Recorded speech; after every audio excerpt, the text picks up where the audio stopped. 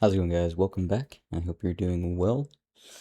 So today, what we're going to do is we're going to give our first game review on the channel. I know I've done a couple other ones that are just like initial impressions, but this is going to be the first in a series of games as the channel goes on. It's going to be experience reviews. Now, I think the benchmark that I like to set is 1,000 hours. If that changes in the future, so be it. But after 1,000 hours, I think that I've come to know the game enough to give an informed, experienced review to where anyone looking to purchase this game will have a very good idea on what lies ahead to make the most informed purchase possible. Now, as I'm making this video, I do have about 1,500 hours in the game, a little under. So other than that, something you guys should know is that for those that are new, as you may or may not know, I do like to do unscripted content. So if it does get a little long-winded, I will have chapters down below. Luckily for this video, even though again it is unscripted, I have some bullet points that I do have to go over to give it some nice structure, again, as well as overarching topics that I do need to hit. Again, this video is going to be for people who are thinking about buying the game, if it goes on sale, when it goes on sale, things happen on Steam, PlayStation Store, XYZ. Now, with that out of the way, full disclosure, I have no ties with Nexon, Neopol, the Khazan devs whatsoever. Imagine a very small nobody creator having no ties with a big corporation. Crazy, I know, but I just didn't, it has to be said because I do like this game a lot. Quick spoiler. It's just I have no ties. I get nothing out of praising this game, shitting on this game, whatever. I'm getting nothing out of this, right? Again, my goal is just to give fellow gamers an informed review so they can make an informed purchase if they're gonna like this game or not.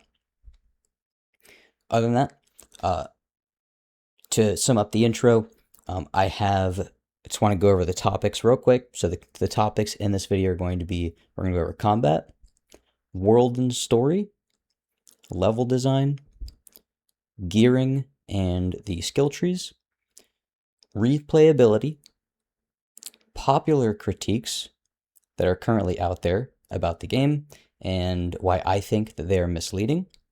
And then finally, we're going to go over my critiques. So with all of that out of the way, let's get into it. All right, so first things first, combat. Guys, the combat system in this game is phenomenal. This game's combat has a lot of depth, despite the simplicity of the combat and the skill trees, everything at first glance. As you play through this game, there are multiple ways to play through with each weapon. In each weapon, you can do, a brink guard heavy playstyle, a brink dodge heavy playstyle, which those are just short for perfect dodge and perfect guard. There's many different active abilities, or in this game they call them spirit skills. You can use these for damage dealing, negating damage, dodging, etc. The combat system, I would say as well, it is a heavy combo-based system, similar to more Neo, if you guys have played Neo, or like Ninja Gaiden. It's much more similar to those type of games than it is like Elden Ring or Bloodborne or any of your more traditional Souls category. Definitely on the other end, combo-based, high pace, high aggression, and you are rewarded for weaving your skills together, right? Your stamina-used skills or your spirit skills. Weaving these skills together and figuring out which skills fit together, right, to minimize recovery frames and to create a kind of seamless combo is how you will be rewarded with not only damage, but then continuously staggering your enemy, right? This game also, and I think what some people are not prepared for, which I would advise to really try, is this game blurs the line between attacking and defending.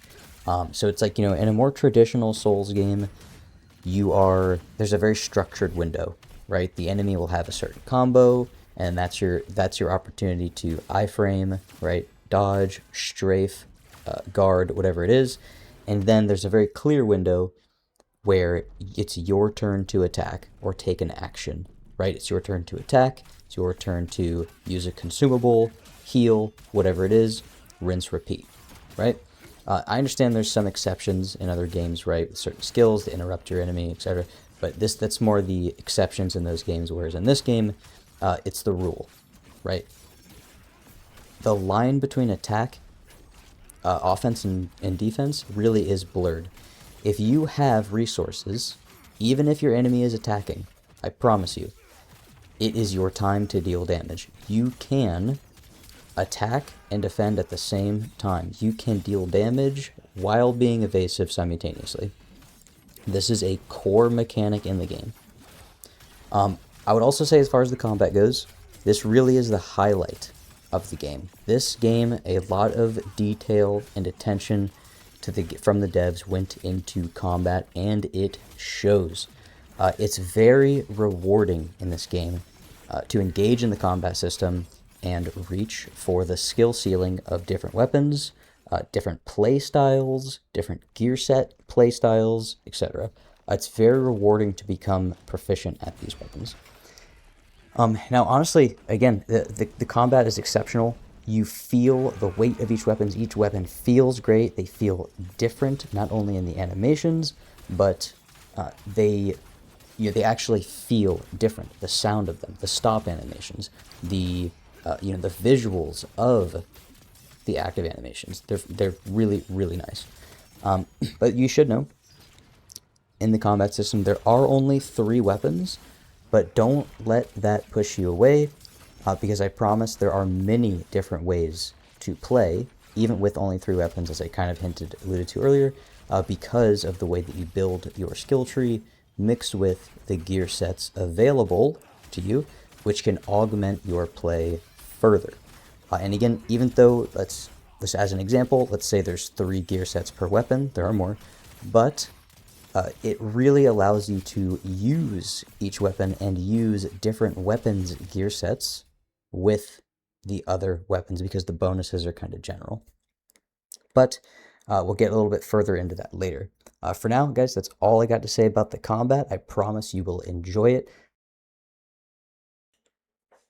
All right, moving on to world and story. So honestly, I will say, right off the bat, if you're looking for something, if you're looking for more lore on this game, it is based on the Dungeon Fighter online universe, the DFO universe. So there is more to the story. It's just not really in the game itself.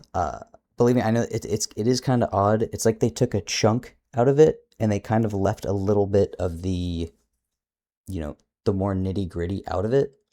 But as a whole, there's nothing too flashy with the story. I personally like the world. I think the setting of the world is nice, right? It's a little more gritty, even though the art style kind of, it almost conflicts a little bit. But the art style, I feel like that's completely subjective. If you don't like the art style, if you like the art style, it's completely preferential. But the world, I think the world is okay. The story, though, again, nothing flashy. It's just a classic revenge tale. I personally like a revenge tale. I think, it's not flashy, it's not too in-depth, but it's not too convoluted, right? Because that can also be a negative. It's a classic revenge tale. Nothing really too crazy about it. But again, there is more lore. If you want to delve deep into it, there's some within the game itself, just a little bit, but most of it is based on, again, the Dungeon Fighter universe. So you would have to kind of look at other places to really see the backstory, really understand the lore of these characters and their real stories. Again, though, I personally enjoy a revenge tale, but again, it may not be for everyone. Some people, the world and story, it isn't as big of a deal, especially with this genre of game. So I will say, if you are looking for something with a lot more in-depth, involved story, for you, it may leave something left to be desired. Which again, I personally, I do kind of like both ends of the spectrum. Like I'm a big Bloodborne fan as well. Like Bloodborne has a lot of in-depth lore if you want to get into it. This game, not so much, but the combat, I would argue, does help. It does help in that area because it's like, okay, well, the lore isn't that great, but combat's too good to pass up, right? So, other than that, kind of moving with the story aspect, the characters. I personally like the characters. I like the art. I like the theme of the world and areas. But again, that's more of a subjective section of the review. So, yeah, honestly, that this is a pretty short section. World and story, nothing crazy, but it's enough to keep you engaged. Enough to, I would say, it has a linear, easy to follow story. If that makes sense, right? Nothing crazy, but it's not too fragmented, and it's not going to take you out of the game. All right, moving on to level design. So, when it comes to level design, as a whole, the level design in the game isn't anything extraordinary, but I will say I think it's solid, right? Again, it's nothing crazy. It's not like not Borderlands. It's not like Bloodborne, or it's not like Wu Chang Fallen Feathers, right? It's definitely not, the level design of like Elden Ring. It's not open world. It is pretty linear, but it does, in my opinion, offer enough branching paths that's going to keep you exploring. And I will say it does reward you well for exploring. So it is kind of nice, again, you're going to have some pickups, you're going to have some rewards for exploring.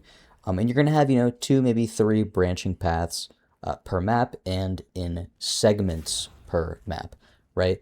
So think of it as almost like some branching paths, and then there's a small linear like choke, right? Almost like a checkpoint, and then there's some more branching linear paths in a different section of the map, and it kind of works like that. Again, as a whole, level design, nothing crazy, but it's solid. Again, most of the work in this game, I would say, and the detail went into the combat. So you're going to be hacking and slashing and weaving your skills together so much that in the level design, you're going to be happy when you see enemies. So, and there's a good amount of enemies. Lastly, in the level design, I think if I could make a comparison to another game, I would say the level design in this game is more comparable to Lies of P in regards of, I want to be clear, in regards of pathing, right? So the way you path in the levels in this game is very similar to Lies of P, right? It's like, one sandbox, right? Like each map is kind of like a sandbox, except in this game, it doesn't all interconnect to the hotel as it would in Lies of P, right? In this game, it's more just segmented areas, segmented paths, and they have their own branching paths they weave together. But each, level and map is separate from the actual, it doesn't all interconnect like that. But the pathing, the way you would navigate, is very similar. All right, now that's going to bring us to gearing and skills.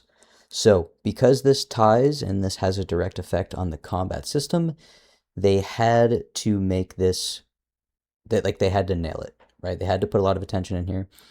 So the first thing I'll say is the gear in the skill tree system is pretty straightforward, in my opinion. The gearing system is very similar to, I would say, Neo, right? Or, excuse me, again, where you get your gear, you get set bonuses, you can piece them together to create those bonuses. Now, there is a reroll system as well for gear. So you can reroll random attributes on your gear, increasing tiers of rarity for gear. And this is also going to allow you to, if you have a good piece of gear that you like the rolls and you just want to, you like most of the rolls, or it's a gear set that requires a boss material and you don't want to refarm the boss and craft a new one, this is going to allow you to get some additional random modifiers by increasing the tier or the rarity. You're going to get some additional random modifiers. And then further on in the game, you'll get fixed attributes for certain gear sets in the very highest of rarity.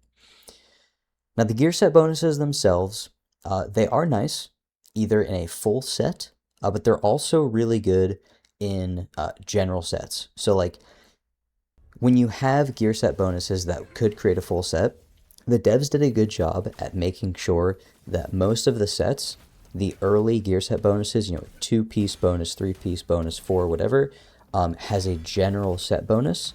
So that way, they really encourage you to build hybrid sets, right? 2-piece of one, 3-piece of another, 4-piece of another, 2 pieces here, 3 pieces there, whatever the case, right? So that way you could use a spear set, 2 or 3-piece bonuses that give you just general, stamina recovery, damage, whatever, mixed with a great sword bonus, and then you could actually use the great sword as part of the bonus. So gearing is really cool. The gear set bonuses, they have, some for each weapon. They have general sets that are completely general, right, for any weapon. But they also encourage, definitely there's some really cool hybrid sets out there. So they encourage you to not always use full set bonuses, but definitely get creative and make your own hybrid set. So it's very rewarding, especially when you create your own hybrid set and you get some really nice damage, and you can augment your playstyle as well. Now, the next thing we'll talk about is we're going to talk about the skill tree. So the skill tree itself, in my opinion, it's very clean and clear, very clean and clear cut, which I appreciate. But it does allow, and this is, I think, something that new players, it can kind of throw them off, is that it does allow for a deceiving amount of playstyle variety. Especially, again, as I mentioned earlier, when you couple this with the gear set system, that can further diversify your playstyle. So again, if you're using a certain skill tree, a certain skill in your skill tree, and that can augment certain skills from your gear set, right? So using certain skills in your skill tree, using a certain gear set, that's going to kind of, depict how you play, especially if you have an augmented skill. So some gear sets can augment your skills in your skill tree, or they can actually provide you new hidden skills, which I think is very, very cool. And these skills themselves can also heavily impact your playstyle. Some gear sets, we even have an entire playstyle around them. So not only do you have differences in the skill tree, the gear, but how they interact with each other, and you have varying degrees on the impact they have on each other. That mixed with, like, as I said earlier, when we went over combat, if you want to do brink guard, or perfect guard, perfect dodge, etc., or weaving those in and out, the world is your oyster when it comes to the combat in this game. And again, the gearing and the skills really do complement the combat system. The last thing I'll say about gear and skills is, which I really, really like, is that you can respec at will. So not your stats, right? So your stats, as far as your health, your endurance, etc., there's a consumable that you use to respec in that way, but your skill tree itself, you can respec at will an infinite amount of time for free. And I love that because, again, this allows you as a new player, or even a player that's coming back, it allows you to swap weapons whenever you want, experiment with different skills with the same weapon, use, again, a little bit of points in one tree, a little bit of points in another tree if you want to swap mid-map. It really, really is user-friendly in that way. If you use one skill in the skill tree just to try it out, I like it, I don't like it, cool, I like the other one more. Respec, easy. Take your points out, put them in the other skill, you're good to go. All right, now that brings us to our next section here, which is going to be replayability. So in this section, this is where, I do have a bit of critiques about the game, but most of them I'm going to save for later.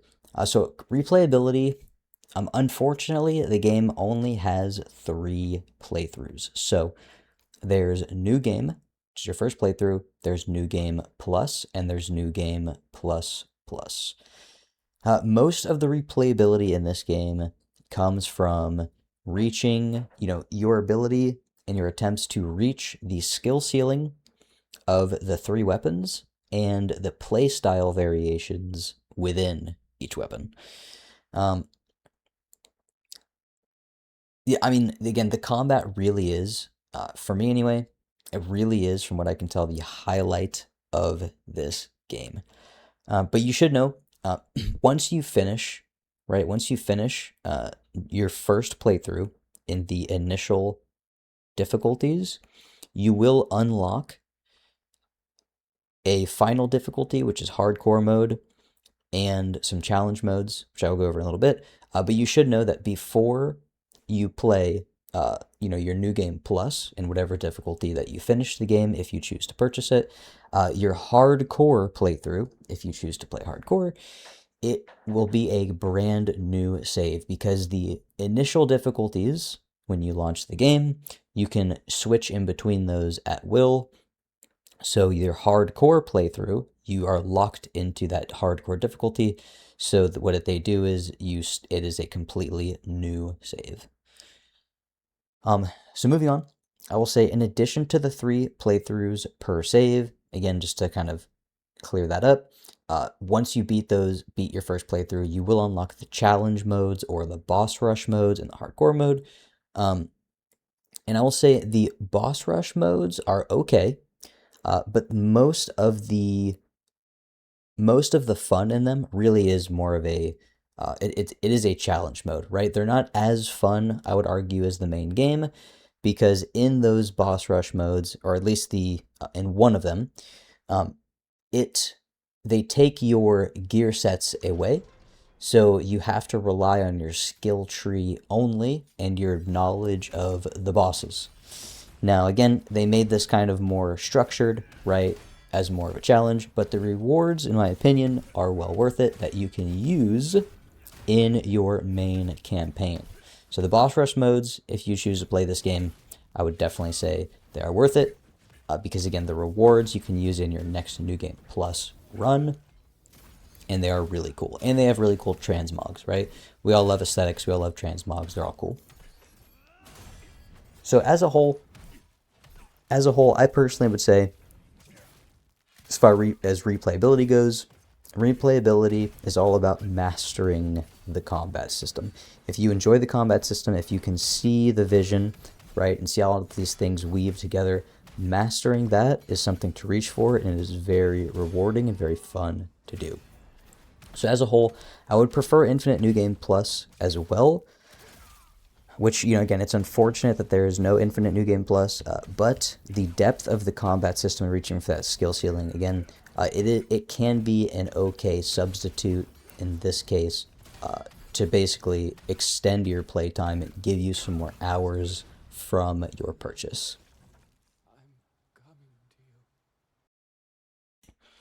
Okay, now that's going to bring us to popular critiques currently out there about the game, and why I personally believe that they are misleading. Now, it's going to be a little longer section. Let's get into it.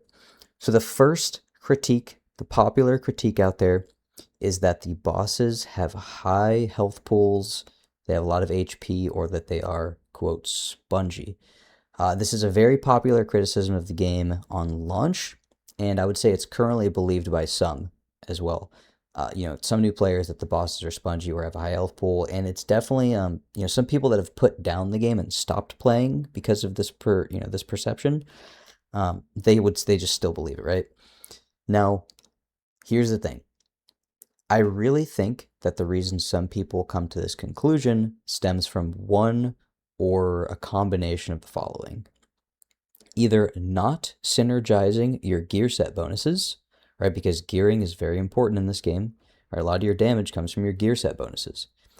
Either that and or playing the game as you would a more conventional Souls title, not engaging in the skills that the skill tree offers, and, just trying to light attack and heavy attack. This is a big one, both of these, because if you don't synergize your gear, and you don't read your gear, right, and you don't put your gear set bonuses together, and you don't engage with the way that the game allows you to build damage, then, again, that coupled with not reading your skill tree and not utilizing your augmented moves, your spirit skills, or your active skills, and not actually engaging in the tools that the devs give you to navigate the combat system, you're going to come to this conclusion. Because again, the bosses have health to match what they give you, what they allow you to be capable of.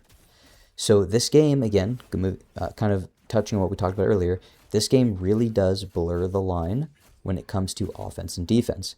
They allow the player to negate damage while attacking at the same time, constantly. This gives you, as a player, a deceiving amount of opportunities to actually be dealing damage. If you wait for a boss to stop attacking entirely to take a swing, I promise you, you will feel like the fights are going to be drawn out and you're going to feel suffocated by the enemies because they do attack frequently. But again, they attack frequently and with multi-hit combos because you are capable of I should say, the game gives you the tools and the capabilities to navigate that terrain. If you choose to not engage with that, then yes, you will come to the conclusion that the bosses have a high health pool, they're spongy, or that they spam attacks. Again, I think that, criticisms that are very subjective, like let's say art style, I'll just take with, I feel like that's completely subjective, right? Like art style, it's like, okay, hey, you like it, you don't. But if you come to a critique about a game and you're doing it based on, I would say, lack of knowledge about the game, I feel like that is misleading, right? So as a whole, before I move on to the next topic, I would say in this game, the bosses do not have high health pools. They don't have, let's say, unnecessarily high health pool, right? And they're really not spongy. If you read your skill tree, you don't just use light attack, heavy attack, and you get aggressive with the bosses, similar to playing Neo, right? Rather than a traditional Souls title, you're going to be shredding bosses' health bars. If you synergize your gear set bonuses and you engage with the gearing system and don't, this isn't a fashion Souls type of game like Bloodborne, right? Gear matters. So if you engage with what the game is giving you, you are going to have a great time and you're going to be shredding bosses, I promise. So the next critique I would say that's currently out there is that the bosses are too difficult. So on launch, a lot of people felt that the game was a bit too hard, but again, I would be willing to wager that they probably, if they're doing the things that I mentioned earlier with not synergizing their gear sets and not using their reading and actually utilizing their skill tree, that's going to contribute to thinking the bosses are too difficult. But also, I know that it's kind of a thing, with kind of like, let's just say, quote, Souls gamers, right? That sometimes people don't like to lower the difficulty.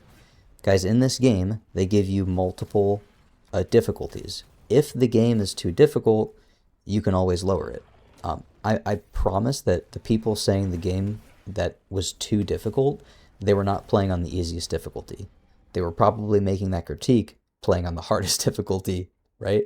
So again, don't let that push you away. You can just lower the difficulty. You can do that at any time during your playthrough. Now, the devs did push through a few nerfs to very popular bosses, kind of like their flagship bosses, but they also added a new and easier difficulty shortly after launch. So again, in short, you don't have to play on the hardest difficulty. So, if it seems a bit too hard, just go ahead and change it. Play whatever difficulty can challenge you, but not push you away. So just saying as a whole, the game is too difficult, I feel like is a little misleading because, again, there's multiple tiers of difficulty, right? Now, moving on to the next one. This is another big one.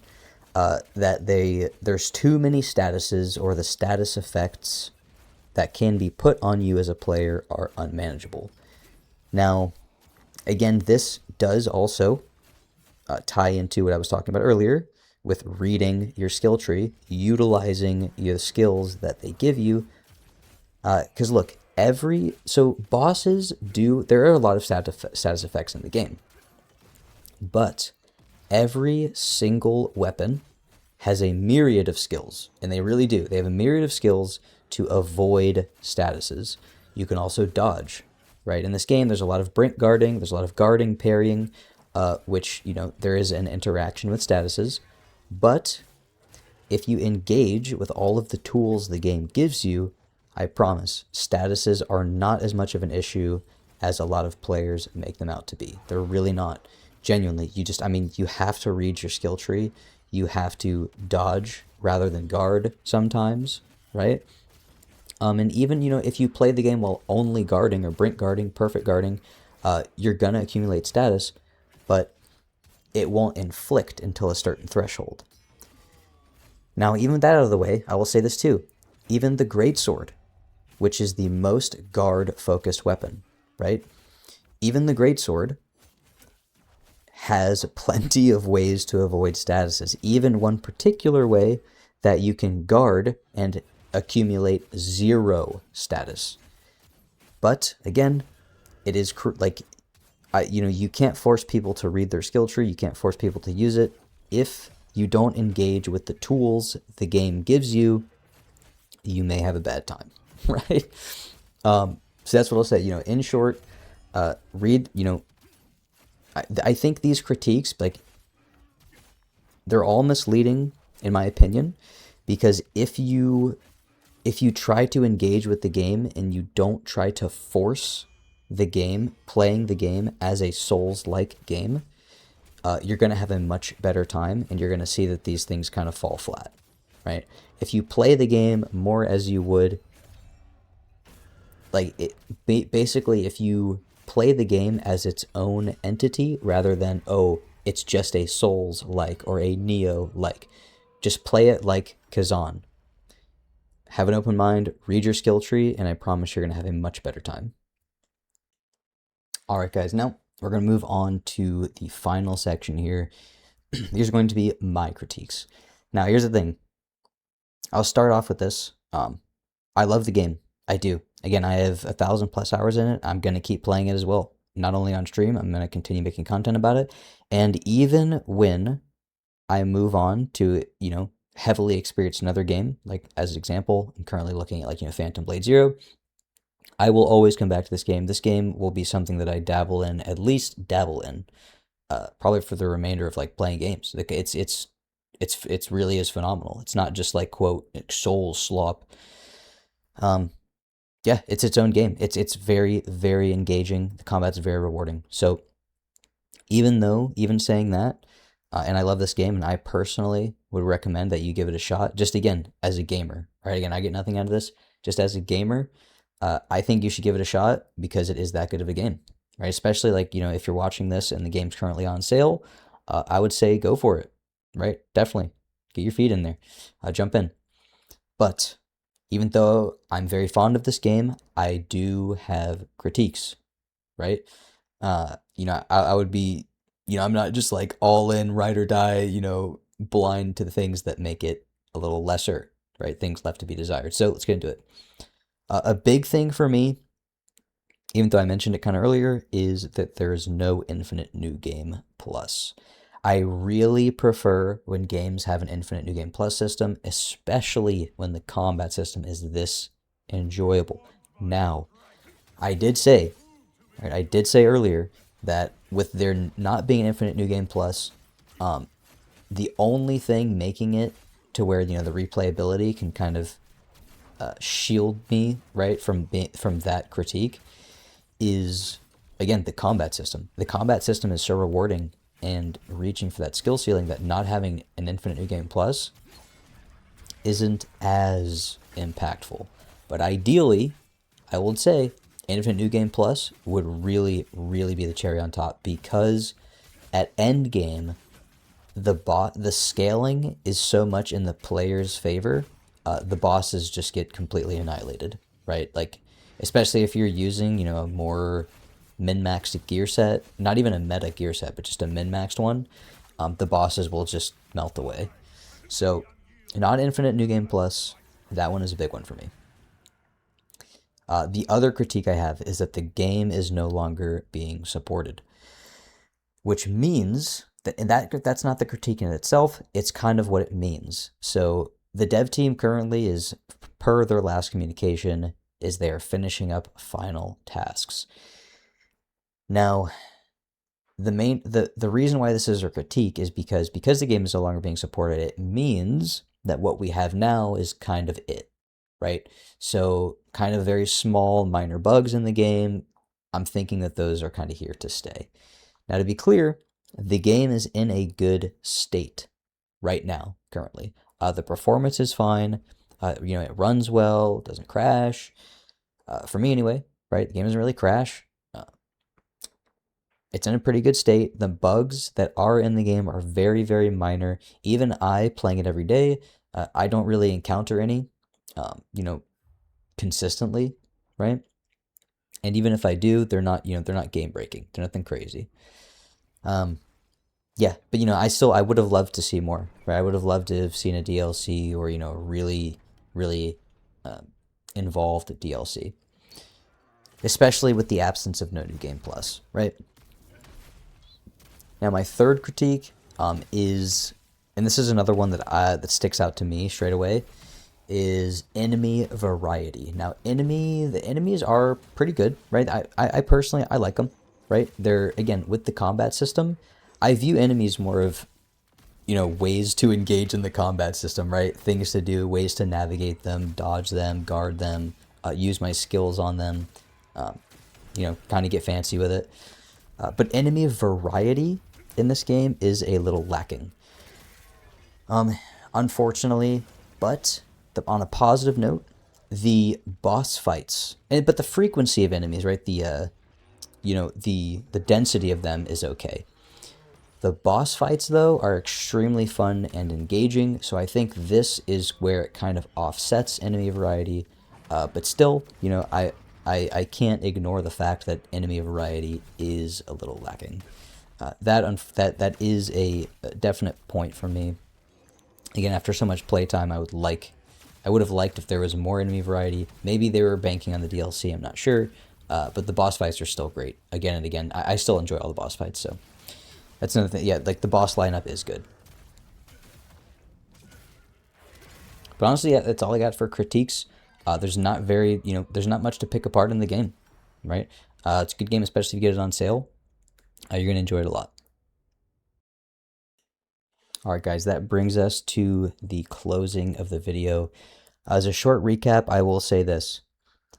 As far as my review goes, again, if you're watching this primarily because you want to you want to have a little bit more info to have an informed purchase decision, I will say this. I personally would recommend that you buy Khazan and you play it, especially if it's on sale. It is a wonderful experience. It's a wonderful time to engage in a really one of the best combat systems that I've ever played. I think that you're going to have a really good time and you're really going to enjoy playing the game. Yeah, I hope that my review and everything that I've talked about, especially, addressing some of the critiques that are already out there, kind of what I see in the game, is going to help you out and help you make an informed decision, because that's really what this video is mainly about. If you have any additional questions, please don't hesitate. Let me know in the comments or stop by the stream. I'm usually streaming the game on Twitch for about 7 hours in the day, so don't hesitate. Let me know what you think. Let me know if you bought the game. Let me know if you liked it, if you didn't like it. Other than that, if you enjoyed the review, please do me a solid. Consider subscribing to the channel. If not, I hope to earn your subscription in the next one. Thanks again for watching, and I will see you guys in the next video.